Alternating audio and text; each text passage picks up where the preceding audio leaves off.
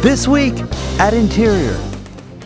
Animals, plants, insects, and all living things are part of the balance of nature that our world relies on. But today there are species at risk of being lost forever. Protecting plants and wildlife for the present and for the future.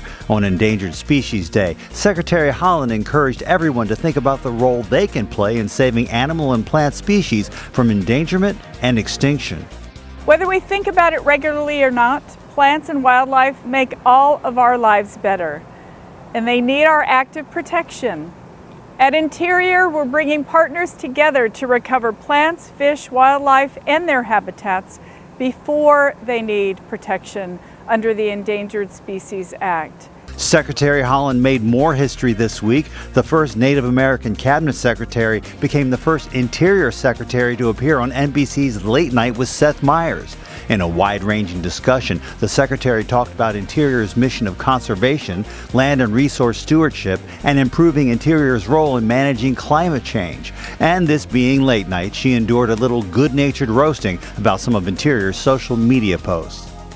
The Bureau of Safety and Environmental Enforcement and the Energy Department have joined with Texas A&M's Engineering Experiment Station to support the ongoing operation and maintenance of the Ocean Energy Safety Institute.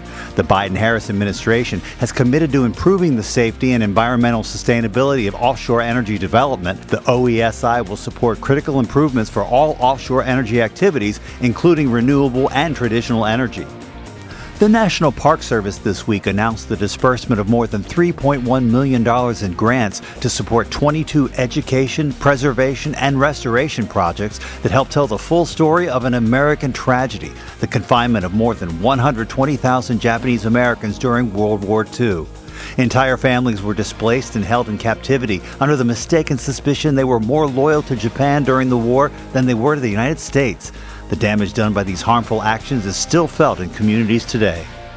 This is National Invasive Species Awareness Week, but every week is Awareness Week for Reclamation's mussel-sniffing dogs. They sniff out quagga and zebra mussels on boats as well as shorelines. And the new pooch on patrol is Puddles. She came from a shelter before getting her training. So far this year, Puddles has inspected more than 350 watercraft.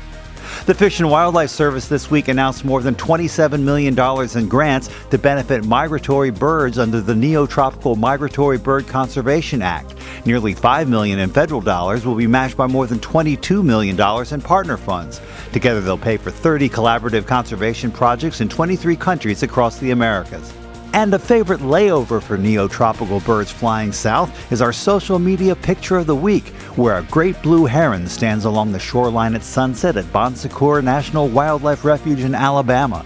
Established by Congress in 1980, Bon Secour comes from French words meaning safe harbor, and it's here that migratory birds rest and build up their fat reserves for the rest of the journey.